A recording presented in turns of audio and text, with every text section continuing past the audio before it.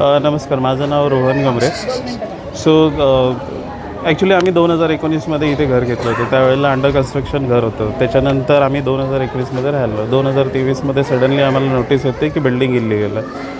KDMCला विचारल्यानंतर त्यांच्याकडून काय रिस्पॉन्स नाही आला. त्याच्यानंतर 24मध्ये आम्हाला दुसरी नोटीस आली बेसिस ऑन जे हायकोर्टामध्ये वर्डिक्ट आलं 19 नोव्हेंबरला की तुम्हाला डिमॉलिश करायचं. त्या बेसिसवरती आम्ही हायकोर्टामध्ये धाव घेतली होती.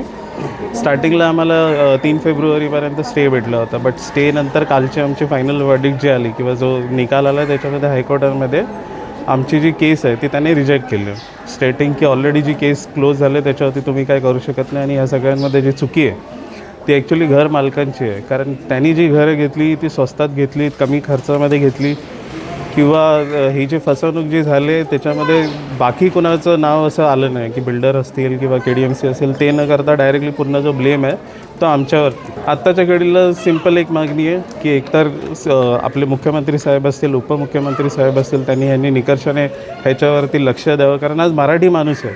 आजला मुख्यमंत्री उपमुख्यमंत्री म्हणतात की मराठी माणसाला तुम्ही मुंबईला परत घ्यायचं आहे.